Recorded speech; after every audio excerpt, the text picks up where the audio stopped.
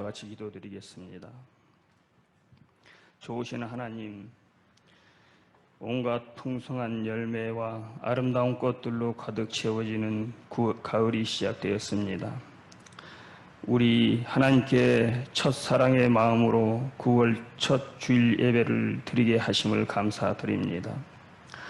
높고 푸른 하늘을 바라보며 주님의 시간을 맞이합니다. 역사의 주인 되신 하나님을 찬양합니다. 오늘도 은혜의 보좌 앞에서 주님을 예배합니다. 영광 받아 주시옵소서. 주님, 오늘도 역시 우리는 한 주간의 삶을 뒤돌아봅니다. 코로나로 인하여 저희들은 한 주간을 정신없이 보냈습니다. 죽은 자들처럼 살아온 한 주였습니다.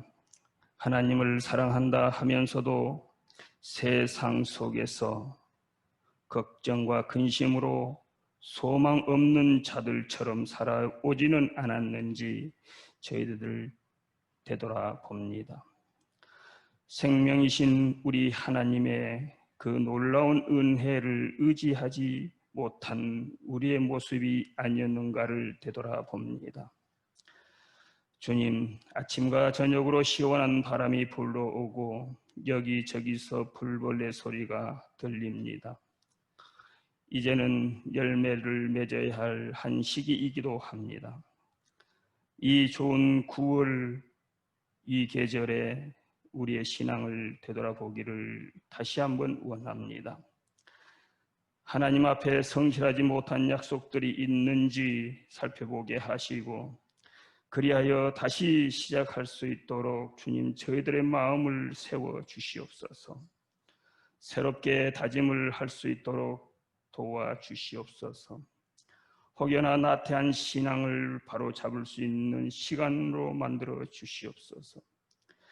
혹시 게으른 생각들이 있었다면 수정하고 새해에 다짐했던 것들을 기억하고 다시 하나님 앞에서 새로운 모습을 보일 수 있는 우리의 신앙인들이 될 수 있도록 도와주시옵소서.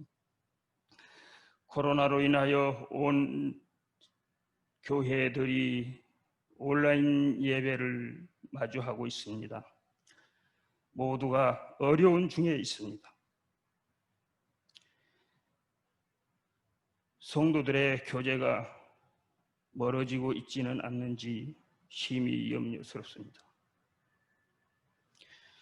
이럴 때 저희들이 서로 사랑하며 문안하고 돌아보는 시간들이 되게 하옵소서. 주님의 이름으로 사랑하되 진리 안에서 섬기게 하시고 십자가의 능력으로 선한 헌신을 할 수 있도록 도와주시옵기를 원하옵나이다. 우리 주님은 자신을 내어줌으로 모든 이들을 사랑하신 십자가의 보혈을 바라보며 이 어려운 때에 더욱 나의 그릇된 신앙이 칼이 되어서 우리 이웃을 해하고 있지는 않는지 아버지 하나님 우리의 혀와 마음을 다스려 주옵소서. 모든 이들을 살리신 주님처럼 이 나라의 모든 교회들도 한 마음으로 서로 사랑하고 이웃을 사랑할 수 있는 신앙을 허락해 주시옵기를 원하옵나이다.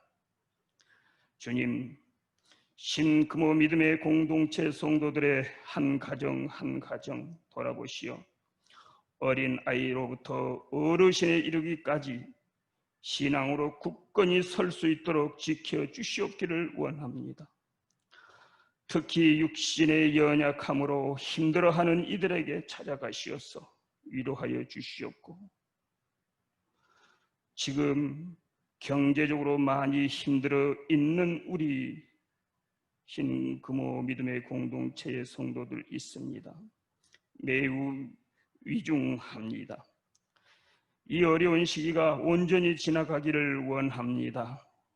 서로 위로하며 하나님을 더욱 사랑하며 성도 간에도 더욱더 사랑으로 깊어지기를 기도합니다. 하나님, 이 시간도 해외 먼 곳에서 하나님의 나라를 알리기 위하여 애쓰는 선교사님들 계십니다.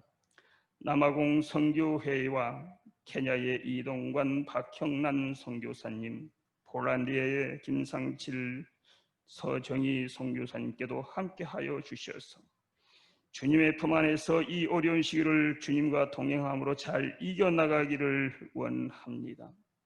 주님, 특히 당신의 아름다운 아들 강영기 집사님을 기억해 주시옵소서.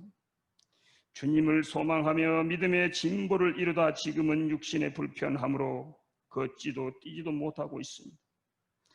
말씀에 안진뱅이가 일어나 뛰어나갔듯이 우리는 주님의 기적을 바라며 눈물로 기도합니다. 도와주시옵소서. 그의 가족들도 위로하여 주시옵길 원합니다.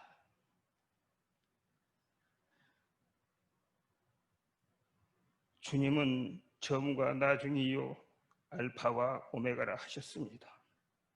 우리의 시작과 끝도 주님께 있으며 모든 과정도 주님의 손안에 있음을 믿습니다. 저희에게 새로운 계절을 허락해 주셨으니 주어진 시간 동안 최선을 다해 주님을 사랑하게 하시옵소서. 우리의 생각과 행위가 하나님 보시기에 귀하고 소중하여 오직 주님만을 기쁘게 하는 시간들로 채워지기를 원하오며 우리를 사랑하신 예수님의 이름으로 기도드리옵나이다. 아멘.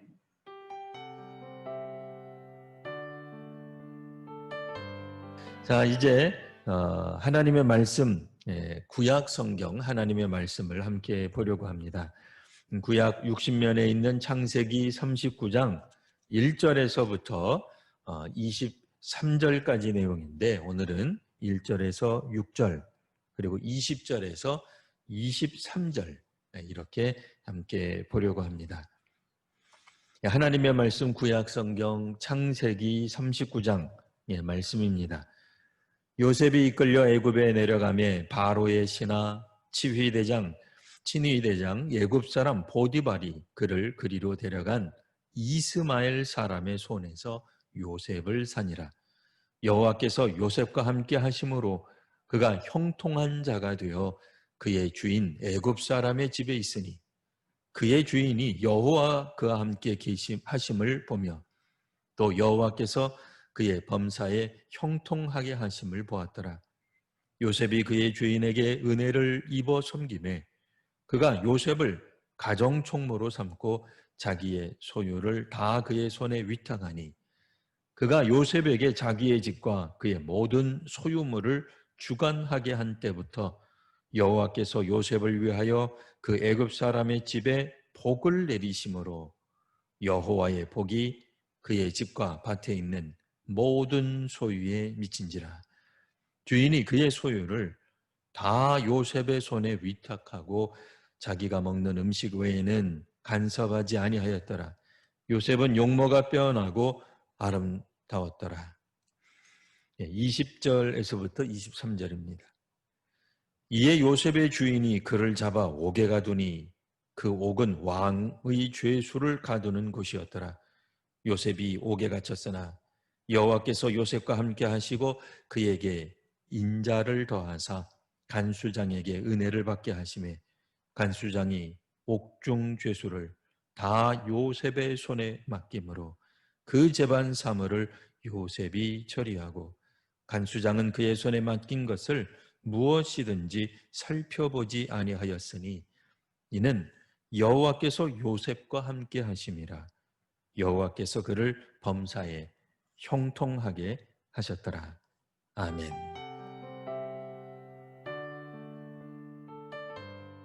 창세기 이야기 가운데 우리가 잘 알고 있는 요셉, 이 요셉에 관한 이야기가 오늘 우리들이 보고 있는 본문입니다. 지난주에 요셉이 벌써 이렇게 태어났어요. 막 장성한 이야기가 나오는데 요셉 이야기는 태어난 이야기는 살짝 나오고 한 17세 때 잠깐 언급이 됩니다. 우리 아시는 바와 같이 요셉이 아버지의 사랑을 듬뿍 받았습니다. 오늘 우리식으로 보면은 편애, 혹은 뭐 특혜의 중심에 서 있다. 뭐 이렇게 말할 수도 있겠습니다.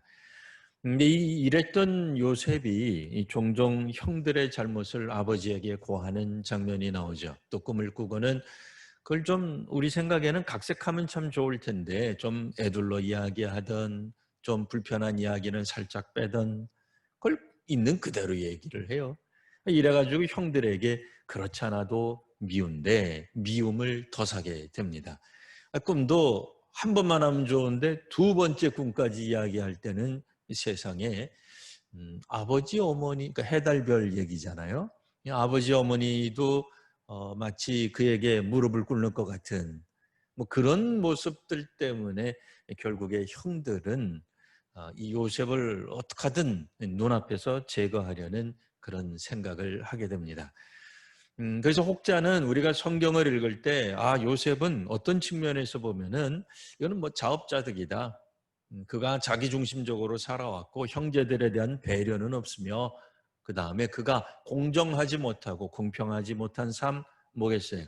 아버지의 모든 어떤 애정을 받고 편애를 받으며 그 다음에 이제 그 어떻게 보면은 출발선이 벌써 틀린 거예요. 자식이라고 하는 입장에서는 똑같지만 그래도 뭔가 다른 사람들이 부당하다고 느끼는 그런 어떤 존재. 그런데 이 갑질까지 하는 이러다 보니까 결국은 자업자득이다라고 보는 분도 혹 있습니다. 물론 저는 그 의견에 100% 동의는 하지 않습니다. 뭐 어찌되었든 지금 오늘 본문을 통해서 과연 요셉이라고 하는 사람에 대해서 우리가 어떻게 생각해 볼 것인가 다시 한번 살펴볼 수 있는 그런 시간들이 되기를 바랍니다. 자, 39장 오늘 우리가 읽은 말씀 보시면 요셉이 1절 보시면 요셉이 이끌려 애굽에 내려가매 우리말 성경은 이끌려 그러니까 뭔가 성령에 이끌려 뭐 이런 느낌이 들다가 보니까 이 이끌려간다는 말이 뭐 그렇게 뭐 피부에 확 와닿지는 않아요. 이 다른 말 성경을 보시면 끌려갔다 이렇게 표현을 해놨어요. 그게 훨씬 더 적절한 것 같아요. 아니 뭐 이끌려갔다는 말도 사실 그런 의미인데 우리 한국어 의미상 또 우리가 신약 성경의 일부 표현을 알고 있기 때문에 요셉이 이끌려 애굽에 내려가매 이 별로 와닿지 않을 수도 있어요. 근데 원래 의미는 뭐예요? 요셉이 끌려서 애굽으로 갔다 그런 얘기예요. 이미 아시는 바와 같이 요셉은 자기 형들에게 그것도 가장 가까운 형이고 안전을 보호해줄 형님들에 의해서 사실은 죽임을 당한 거죠. 다만 우리 손에 피 묻히는 것보다는 뭐 갖다 팔면 결국은 죽을 거 아니냐. 사실은 뭐 죽인 것이나 갖다 판 거나 뭐 거기서 거기에요. 다만 자신들의 손에 피를 안 묻힌 것 뿐이지 의도는 같다. 목표는 같다라고 볼 수 있습니다. 가장 가까운 형들에게 내침을 당하죠. 뭐 이스마엘이라고 하는 어떤 족속이 나와서 결국은 애굽까지 끌고 가가지고 요셉을 팔게 되는데 이스마엘 먼 친척, 먼 동족이라고 볼 수 있는 거예요. 그러니 가까운 사람이든 멀리 있는 사람이든 이 어떻게 된 게 요셉을 이렇게까지 뭐 어쨌든 미워해가지고 내쳤다 그 얘기예요. 결국은 요셉은 보디발이라고 하는 사람이 돈 주고 산 거예요. 노예가 된 겁니다. 자, 그런데 이제 중요한 건 이제 2절, 3절입니다. 우리 줌으로 보시는 분들도 같이 한번 읽어보시기 바랍니다. 2절과 3절입니다. 여호와께서 요셉과 함께 하심으로 그가 형통한 자가 되어 그의 주인 애굽 사람의 집에 있으니 그의 주인이 여호와께서 그와 함께 하심을 보며 또 여호와께서 그의 범사에 형통하게 하심을 보았더라. 아멘. 이 형통하다라고 하는 말을 우리가 이제 사전적 의미로 보면 모든 일이 뜻대로 잘 되어 간다. 이게 형통하는 거예요. 그러니까 모든 일이 범사에 매사가 모든 일이 뜻대로 잘 풀려가는 것 그게 형통하는 거예요. 그래서 오늘 2절에 보시면 그가 형통한 자가 된 이유가 나오죠. 여호와께서 함께 하셔서예요. 그냥 형통해지는 게 아니에요. 오늘 여기서는 여호와께서 함께 하셔서, 주께서 함께 하셔서 그가 형통한 사람이 되었는데, 자, 여러분 생각해 보세요. 형통한 자가 되면 뭐가 돼야 돼요? 모든 일이 잘 풀려야 되잖아요. 뜻대로. 그러면 요셉이 나는 남의 나라의 노예가 되리라, 그렇게 생각했겠어요? 우리가 보통 형통한다라고 생각하면 뭐예요? 하인보다는 주인이 되는 거죠. 2등보다는 1등 되는 거 아니겠어요? 그게 형통한 거죠.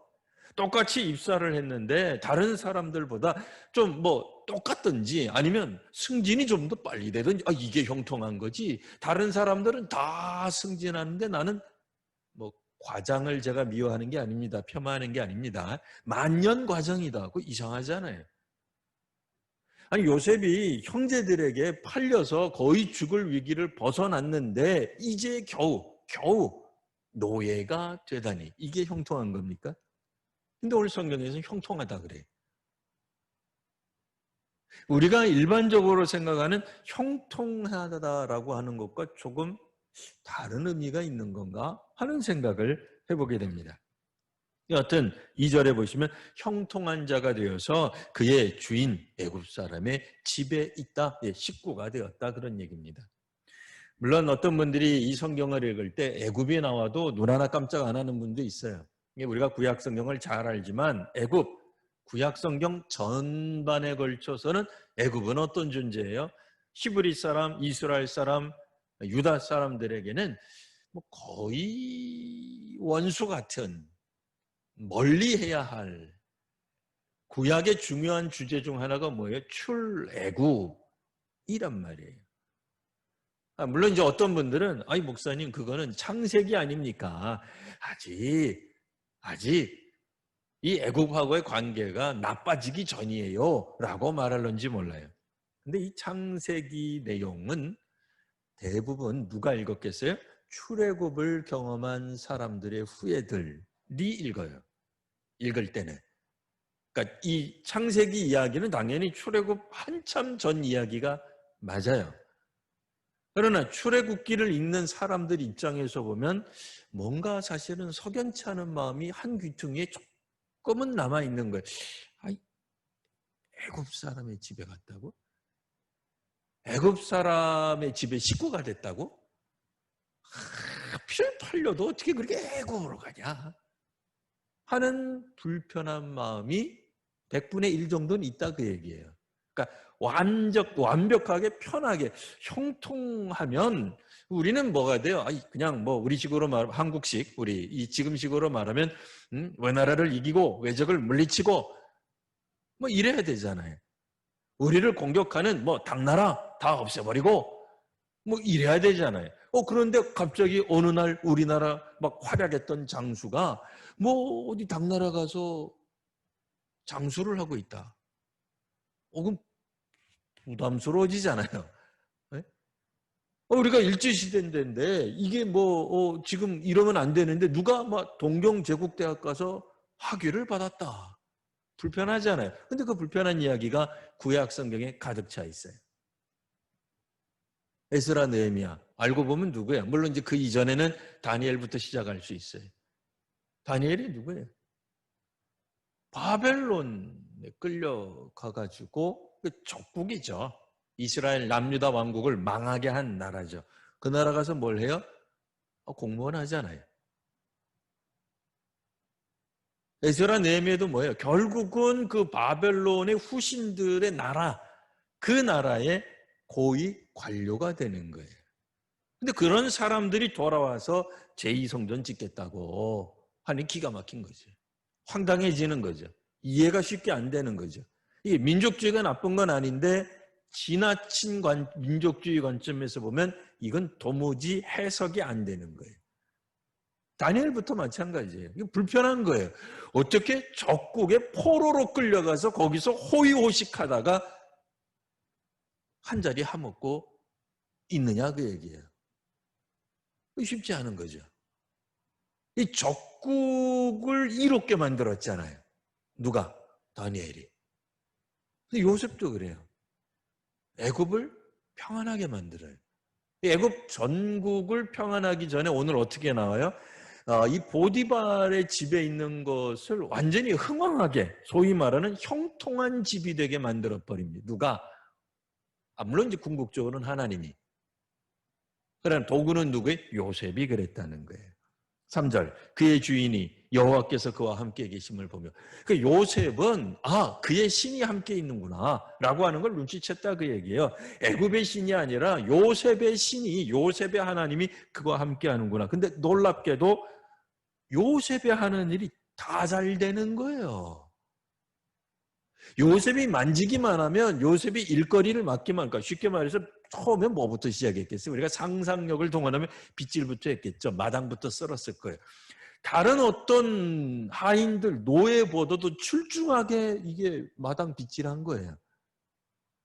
걸레를 주고 좀 닦으라고 시켰더니 번쩍번쩍 윤이 나기 시작하는 거예요. 주방을 맡겼더니 주방이 이게 잘 되는 거예요. 그러니까 우리식으로 상상력을 동원하는 그런 거예요. 양파를 까라 그랬더니 너무 잘 까는 거예요.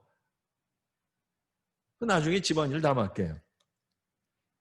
4절에 그렇게 나오죠. 요셉이 그의 주인에게 은혜를 입어, 그러니까 요셉이 그의 주인의 눈에 들기 시작한 거예요.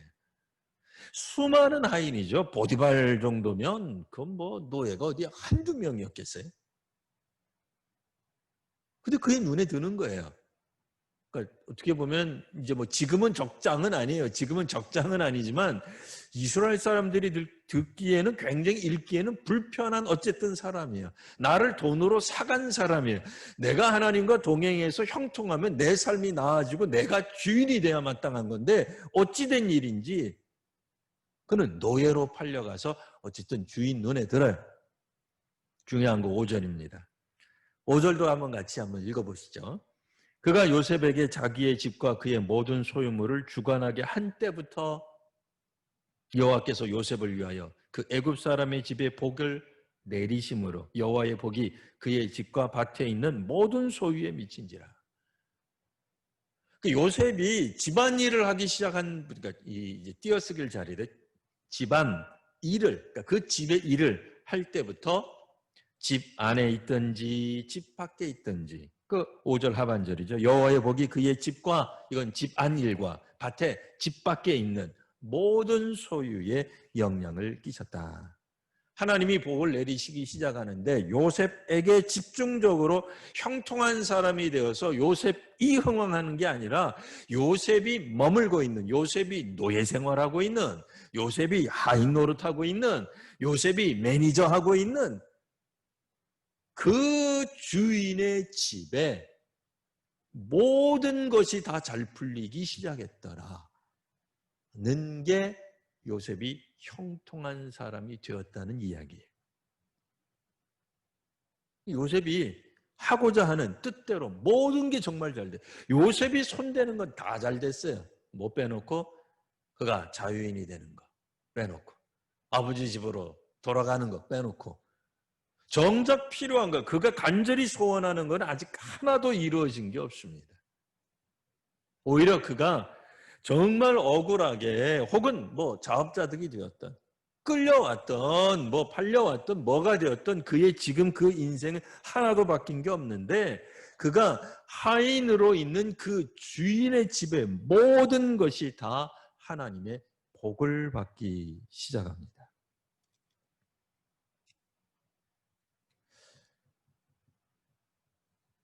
사실 오늘 우리식으로 말하면 이게 어떻게 되는 거예요? 우리가 그러면 안 되지만 정말 당나라로 끌려갔는데 거기에서 하나님이 우리에게 당나라 시대 우리 예수님 안 믿었으면 하나님 안 믿었어요. 상상하는 거예요. 우리가 끌려갔는데, 포로로 끌려갔는데 거기에 있는 당나라 장군의 집이 흥왕하기 시작하고 형통하게 되더라. 이게 참 생각하기 어려운 거죠. 우리가 범죄로 인해서 뭐 가족의 범죄가 되었던 뭐가 되었던 뭐 새우잡이하는 것처럼 어디 끌려간 거예요. 물론 그 보디발 같은 경우에는 그 사람 입장에서는 정당하게 공정하게 요셉을 돈 주고 샀겠죠. 그러나 어떻든 요셉 입장에서는 그 좋은 일 아니잖아요. 나쁜 일이잖아요. 억울한 일이죠. 고통스러운 일이에요. 있을 수 없는 일이에요. 그런데 이게 그가 비참한 환경에 처해졌는데 어찌된 일인지 하나님은 나를 형통하게 하시는데 이 형통의 축복이 우리 집 주인에게 있는 거예요. 우리가 하는 일이 잘 돼. 이거 희한한 거죠. 우리 이런 의심을 가질 수 있습니다. 그래도 보디발이 애굽 사람인데 우리가 알고 있기로 애굽은 이스라엘과 동반할 수 없어, 함께 살 수 없어, 더불어 갈 수가 없어. 아니나 다를까 그의 부인이 성경에 짠 하고 나타나더니 보디발의 아내가 요셉을 이거는 말도 안 되는 이유로 음해를 해가지고 결국은 어떻게 돼요? 감옥에 가게 되었다. 우리 읽으면서 이런 생각할 거예요. 그럼 그렇지. 애굽 사람들이 가긴 어딜 가. 그놈들이 우리 요셉을 우리 조상 요셉에게 이렇게 나쁜 짓을 할 줄 알았어. 그렇잖아요. 어김없이 나쁜 짓을 한 거예요. 그러면 요셉의 인생은 어떻게 될까요? 오늘 성경 다시 한번 보시면 20절 이에 요셉의 주인이 그를 잡아 옥에 가둡니다. 요셉이 옥에 갇혔으나 21절 여호와께서 요셉과 함께 하시고 뭐라? 또 함께 하시네. 23절 보시면 여호와께서 요셉과 함께 하심으로 여호와께서 그를 범사에 형통하게 하셨더라. 그럼 감옥에서 나와야 될 거 아니에요. 당장 안 나와요. 아직도 죄수야. 근데 뭘 형통하게 했다는 거예요? 이번에는 간수장의 눈에 그가 또 뜨이는 거예요. 발탁되는 거예요. 그러니까 간수장이 일을 시킨 거예요. 요셉에게 일을 시켰더니 이것도 잘하는 거예요. 심지어는 나중에는 어떻게 성경에 보면 옥중 죄수를 다 요셉의 손에 맡겨. 간수장 뭐 하는 거예요? 이 사람은 완전히 자기 놀고 있네. 지 할 일은 안 하는 거예요. 근데 그게 핵심이 아니죠. 그걸 읽어달라는 얘기가 아니에요. 요셉이 그만큼 죄인들을 다루는, 죄수들을 다루는 일을 탁월하게 잘했다 그 얘기예요. 그 다음에는 뭐가 나와요? 22절 제반 사무도 요셉이 처리했다. 이 요셉이라는 인물은 도대체 뭐 하는 사람인지 잘 모르겠어요. 이 사람은 어떻게 된 겁니까? 옛날에 17세 때 갑자기 등장해서 아버지 무릎에서 어리광 부리던 그 요셉이 분명히 아닙니다.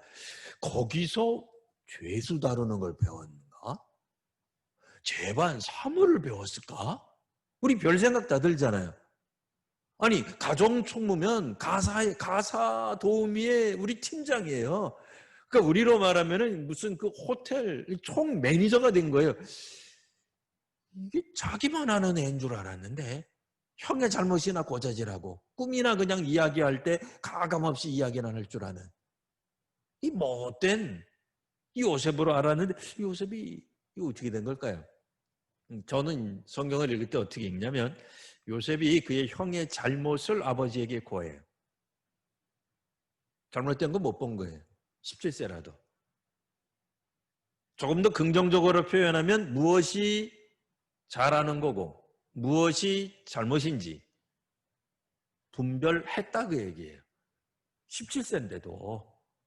그러니까 잘못은 형이라도 형제라도 용납을 못한 거예요. 제가 굉장히 긍정적으로 요셉을 평가하면 요셉은 자기 자신에게도 철저하게 잘못을 저지르지 않았을 거예요. 그런 의미에서 하나님의 보여주신 꿈을 그는 추호도 가감할 수 없었던 거예요. 감히 하나님이 내게 보여주신 꿈을 어떻게 가감해요? 듣는 사람 기분 나쁘다고 살짝 돌리고 못한다 그 얘기예요. 좋게 평가하면 성격이 굉장히 올곧은 거예요. 바르게 하는 거예요. 철저하게 하는 거예요. 형제라도 잘못은 잘못이에요. 나중에는 뭐가 나와요? 못된 형제라도 하나님 뜻에 따라 용서하는 거예요. 자기도 자기가 이렇게 잘난 사람이라고 생각하지 않습니다. 아마 요셉도 모르긴 몰라도 자기가 손대는 일마다 이렇게 잘 되는 것은 하나님이 함께 하신다는 걸 알았을 거라고 추측해 볼 수 있어요.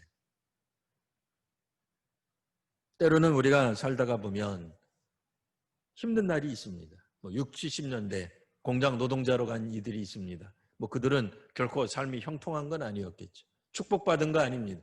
정말로 어떤 사람은 편애와 특혜를 단 한 번도 받지 못하고 이 일생을 살아갈 수도 있을지 모릅니다. 근데 놀라운 거는 요셉을 통해서 그가 손대는 모든 것에 형통하게 되는, 잘 풀리는 일이 벌어지고 있는 거예요. 어떤 측면에서 보면 앞으로는 적대국이 될 만한 그런 애국에서도 이런 일이 벌어지는 거예요. 그가 어디에 가 있든지 마치 다니엘처럼 에스라 느헤미야처럼 때로는 혹은 뭐 예루살렘에 남아있는 사람들 입장에서 보면 이건 완전히 배신자예요. 매국노들이에요. 그들이 있는 곳을 이롭게 하다니 말도 안 되는 거지만 놀랍게도 성경은 우리들이 가지고 있는 가치관 넘어서서 뭔가 일어나고 있어요. 우리가 가지고 있는 이 땅에서의 이해관계를 뛰어넘어서 하나님 하시는 일들이 벌어지고 있다. 그 얘기입니다.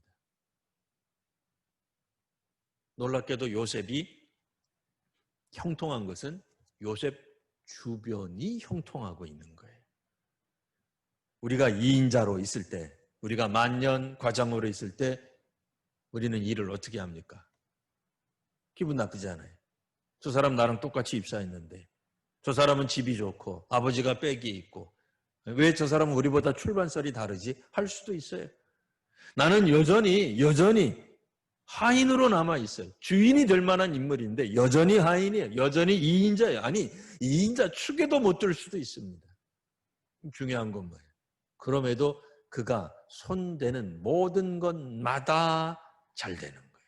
오죽하면 그의 주인들이, 그의 상사들이 검토하지 않아도 될 만큼 일이 처리되고 있는 거예요. 그게 형통하는 거예요.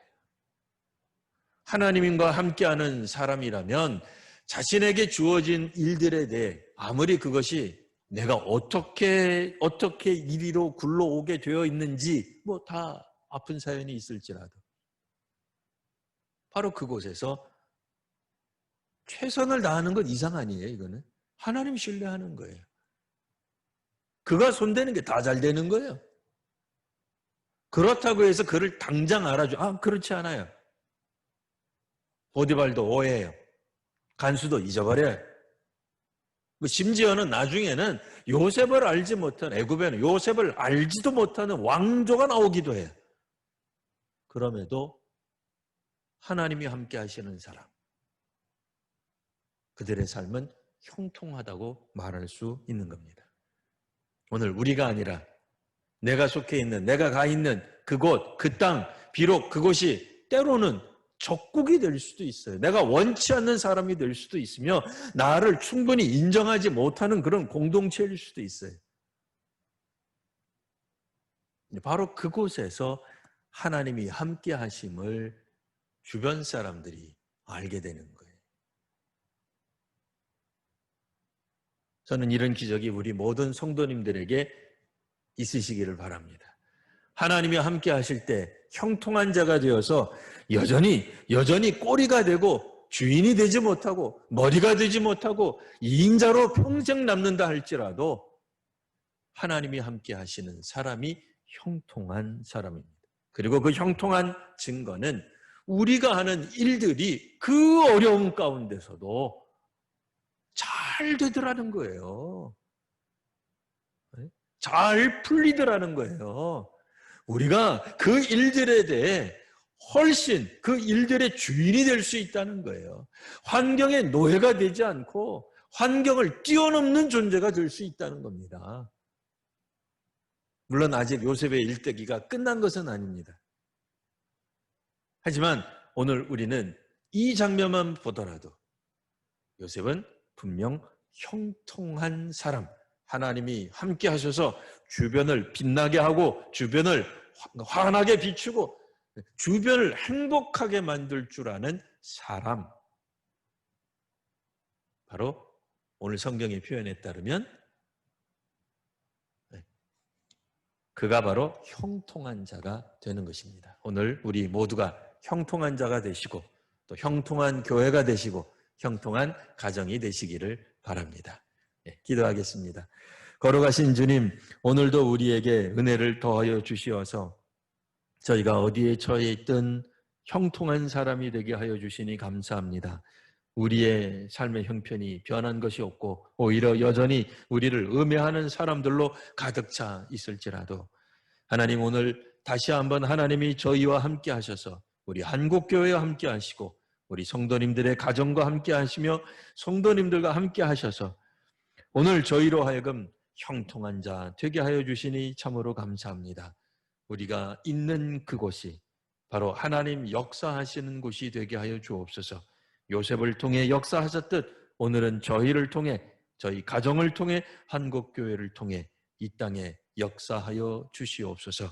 걸어가신 우리 구주를 믿고 따라 나아가는 저희들 모두가 되게 하여 주시옵소서. 이제는 우리 구주 예수 그리스도의 은혜와 아버지 하나님 극진하신 사랑하심과 성령의 충만케 하시는 역사하심이 오늘도 하나님이 함께 하시는 놀라운 은혜가 우리 모두에게 임하기를 간절히 소원하며 말씀대로 살아가기로 결단하는 믿음의 사람들 위해 이제로부터 영원토록 함께 하시기를 축원하옵나이다. 아멘.